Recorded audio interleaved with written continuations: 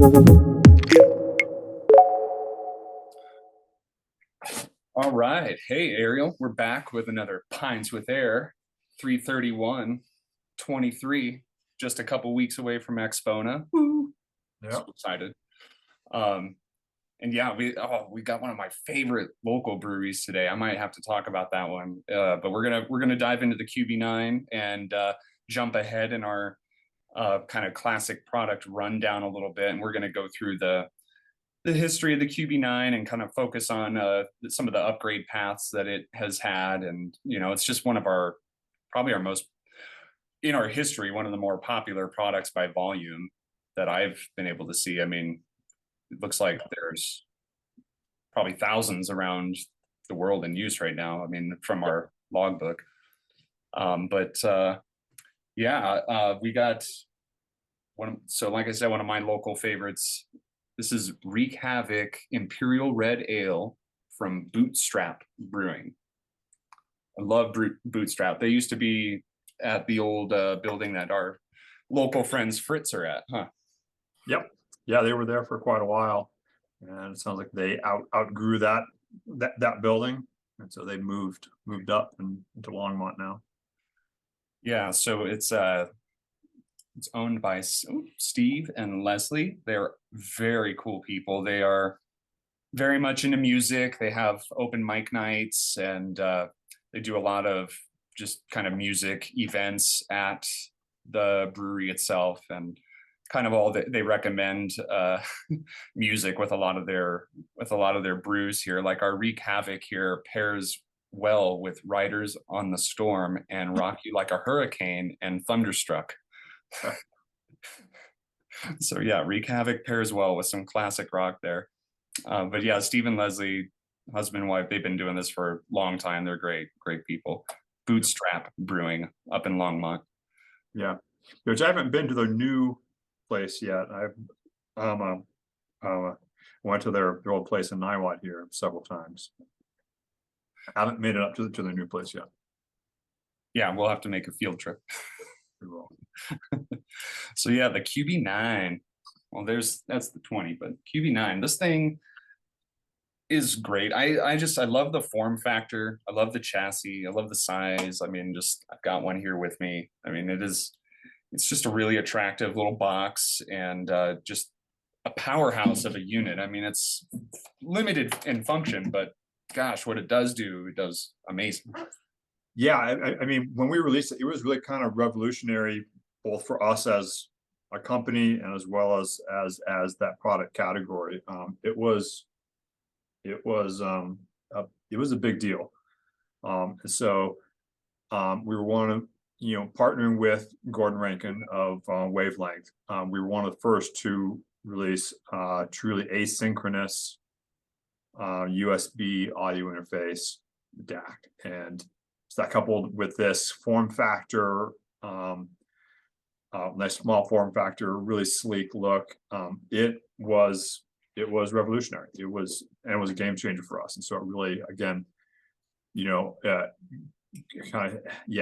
jumping ahead a bit in kind of our product series, but we had a big step up with our first digital products that really put us on the map as far as our DAC technology and digital technology. And this took that to another level as far as our kind of competencies and our kind of status within the industry as far as our digital products. And so it was a big deal, and it sounded great. It was super simple, super easy to use. You plugged it in and it worked. There were very few issues with it, and it just, with just a really simple display that just displays the sample rate, it was almost bomb-proof. I remember trying to remember. So we released in almost, it was about 14 years ago. So April of 2009 was when we started producing them, which is quite a while ago now. Mm-hmm. Pardon me. I at a major party foul, and I started without my drink in hand. Cheers to our fans. And so, yeah, 2009, and this was technically our first DAC, right? Or Well, our first well, standalone DAC. Standalone, yeah.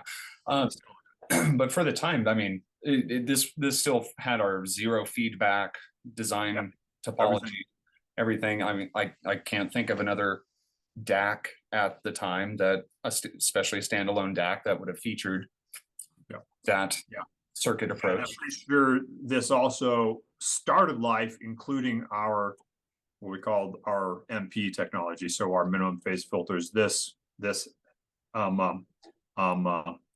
had all of our development as far as digital filters went from the get-go. Because we worked on that particularly with the CX7 before that, CX7 D1. So this already had that built in. It was ready to go. And so the first iteration of it was again in the early days of USB. At that point, there are a couple of USB standards, and so at least the class 1, so just high full speed USB, and so it was limited to 96 kilohertz sample rates from the beginning. One of the first updates we did was we called the 192 update, because it was capable of doing 192 kilohertz. So we had to change the actual USB chipset, and then it could do class 2 audio, high speed USB, and allowed us to go up to 192. So that was one of the first big updates that actually swapped out a board in there to be able to change out that USB processor chip. And so I guess one of the other big features you should really talk about here is that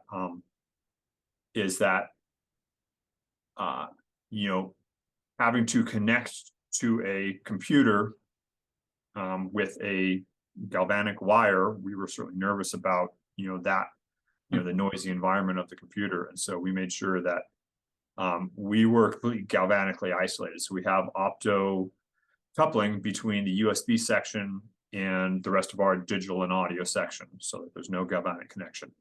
So when you plug it in, all the processing and decoding is done on the USB side, and then it passes through several opto isolators, high-speed isolators, to be able to transmit the high frequency, the high rate digital audio data. Because that was also a really important feature to maintain that sound class. So the galvanic isolation coupling with it's really asynchronous USB. And so to remind everybody what that means is that before that, most of USB audio was it's all isochronous, but it was usually adaptive. And so what that meant was that the computer sent you packets of data, and you had to buffer it, and you had to basically adjust your clock to be able to clock that out continuously without any gaps or anything.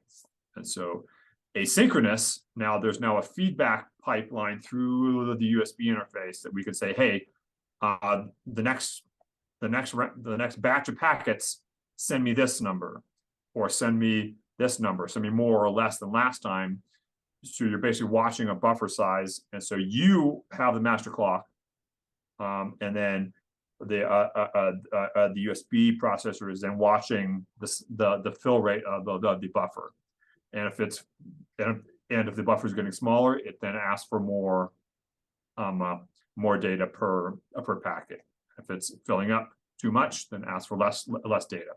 So we have the master clock sitting right next to the DAC chip, which is what we've always done, and it's one of the key ingredients to get good sound, is having that DAC chip, the oscillator, the master oscillator, right, low phase noise, low jitter oscillator right next to the DAC chip, and then everything else slaves to it. And so with Gordon's help, I think we were one of the first companies to actually release a true asynchronous high-end DAC. Yeah, and that technology can be found in quite a lot of places these days now too, huh? So after we Yeah. had our hand on it. Yeah, I mean, it's fairly ubiquitous now. You surely have to be careful because that term has been misused. So the asynchronous word has been misused a lot because there's a number of DACs that say they're asynchronous USB, but what that asynchronous means is that they have asynchronous sample rate conversion. And so that's a totally different thing. I don't want to get into that today. We can get out some other time. I forget if we've already talked about that or not.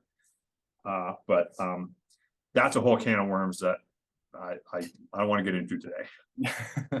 So to asynchronous USB, and so there's no it is bit perfect, but true. We're not changing any bits.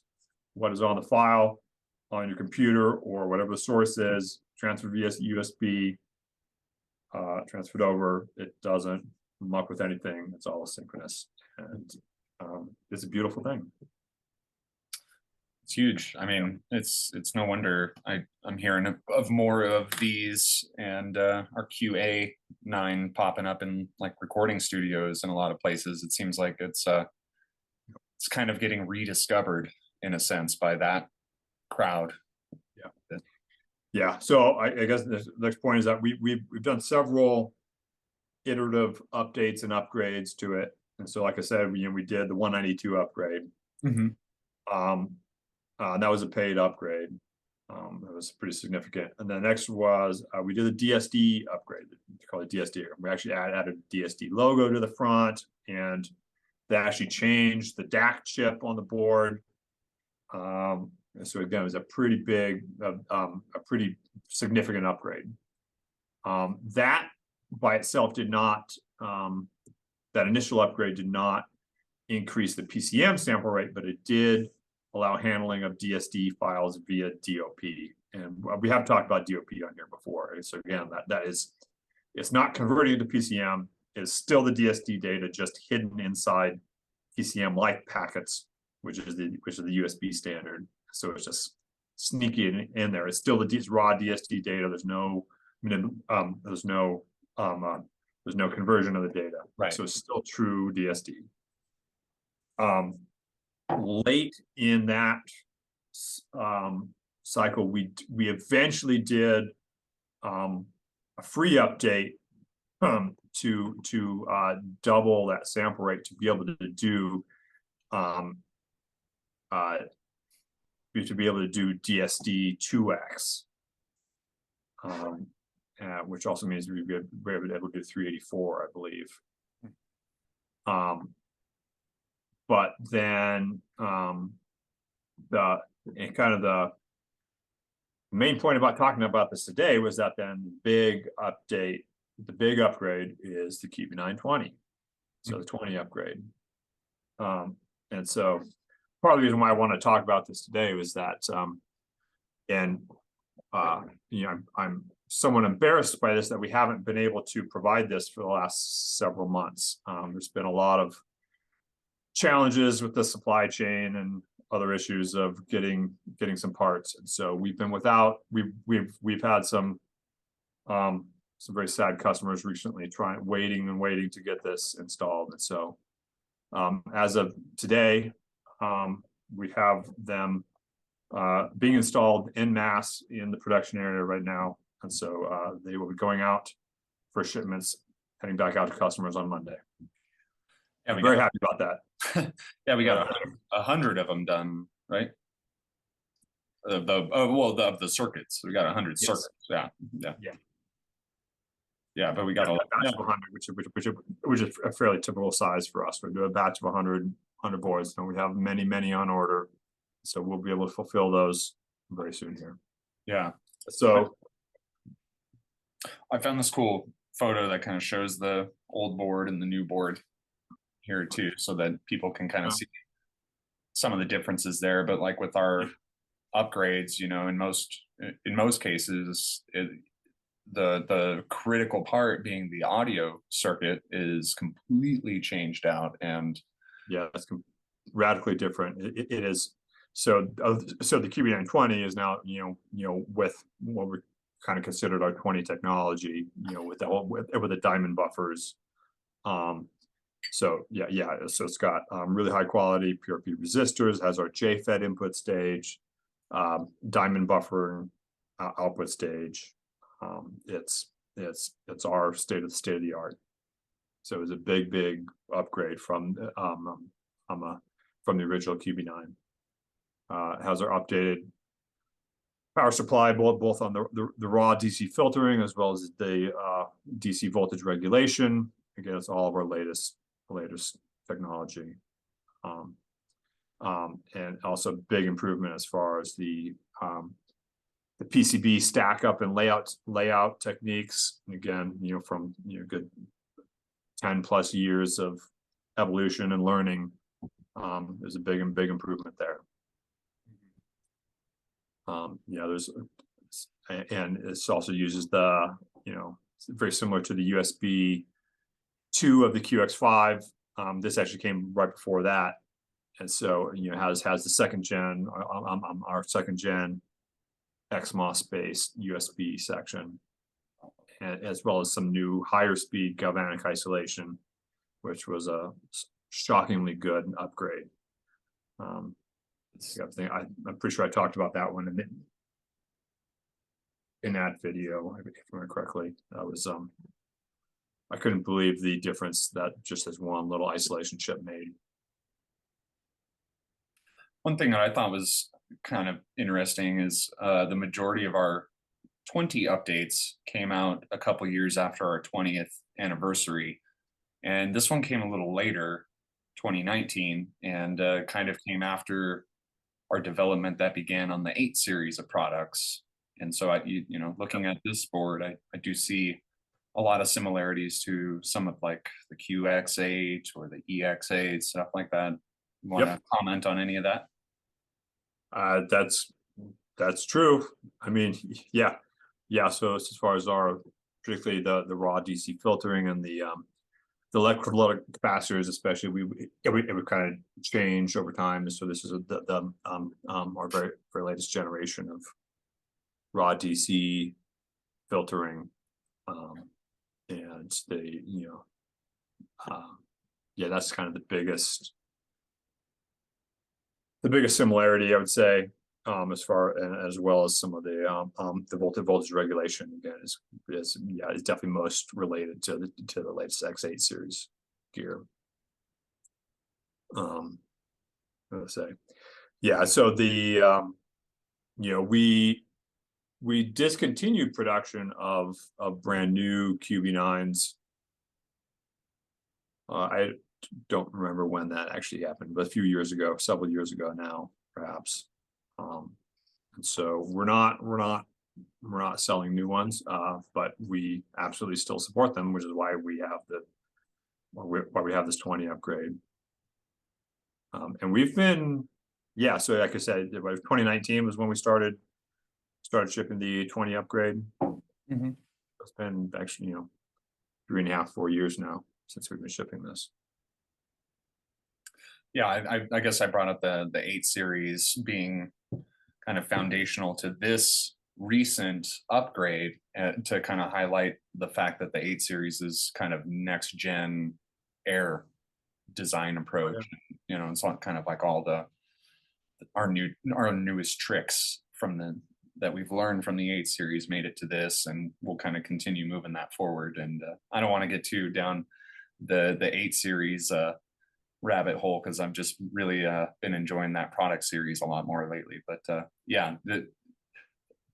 I love the way that this thing sounds, and it sounds a lot like the QX8 and such. So it's a great value. I mean, when you compare it to the QX8 price and the sonic qualities that this has, I mean, I love the QB9. Yeah, it's absolutely a great product. And so when we do the upgrade and we swap out the circuits, what happens to like the warranty on QB9? I mean, I know this answer, but I'm I deal with that quite a bit less, so you're probably better.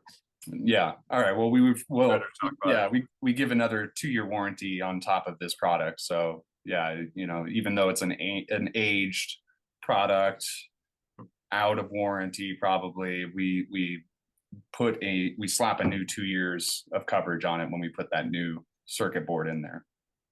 So we want to make sure if you've got new circuitry in there that you've got that peace of mind that you can send it back to us if there's anything that comes up.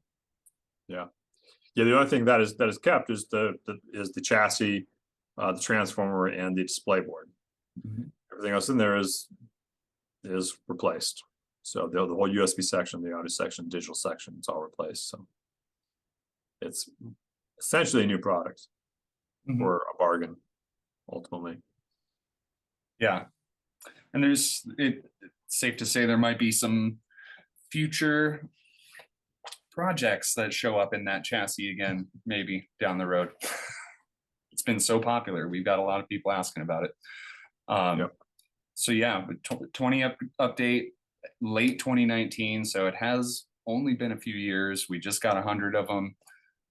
I mean, we used about half of that, but we've got a good amount in stock. So if there's any QB9s out in the wild that want to update to the 20 version and get into that kind of more modern Ayre sound, just let us know, let your dealer know, and we can get that set up for you right away now. Yep. Yeah. Any other fun stories that you can think of on the development side of this, or any Charlie stories on the QB9? Boy, not off the top of my head. I'm sure there were. I didn't prep for that question. On. Yeah, I mean, I mostly what I remember was working a lot with Gordon, with Gordon Rankin. So we need to get him. That's another guest that I really want to have on Pints with Ayre really soon, because yeah, it was it was my first introduction to Gordon, so I got to know him pretty well through this whole process, and figuring out the whole USB process and the signals we needed to communicate, and there was a lot of details there that was very, very new to me, so it was a great learning experience. We should talk a little about him, if that's okay, if you don't mind, like, because I think that like him, I think Gordon's personality had something to do with the development of this, because he plays music, right? He's a musician, and like doesn't. Well, I think he does. He definitely makes one of his part of his wavelength audio. One of the things he does is guitar amplifiers, and so he's I think he's good friends with the band Bare Naked Ladies, and so he goes to a lot of their shows, goes backstage with them, makes amps for them. So guitar amps is kind of one of the spin-off, but one of the parts of his audio company.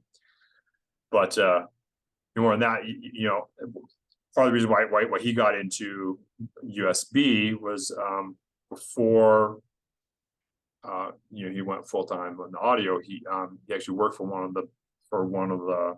a very large computer company, so he was very familiar with a lot of the computer standards, which put him in a very good position to then know how to use USB and create a USB solution specifically for audio. And so Gordon has licensed his USB technology to many companies over the last decade, more than a decade now, 14 years. So you'll see his influence in USB audio widespread across the industry. Yeah. I thought it would be kind of cool to highlight that he has involvement in other musical aspects. He's not just some code nerd that we hired to help us with some USB project. Yeah. He understood the music application to it. Oh yeah. We'll definitely dive into that when we have him on, hopefully in a few weeks perhaps, but hoping to see him at Exponent this year. It's been several years since I've seen him, so hoping to see him in person again and have a beer. Yeah. Well, I mean, in 2 weeks we'll be there. So maybe we can, we'll have to figure out how to do an episode on site. Yeah, we're gonna do it. Yeah, on site, Pints with Ayre at Expo. We'll have some pretty cool guests.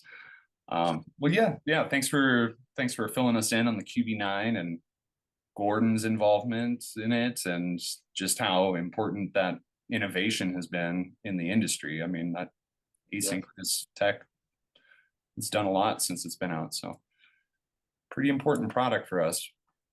Well, yeah, I've got no other questions unless you got any other stories. Nope. All right. Well, I think that'll do it for us on this final day of March.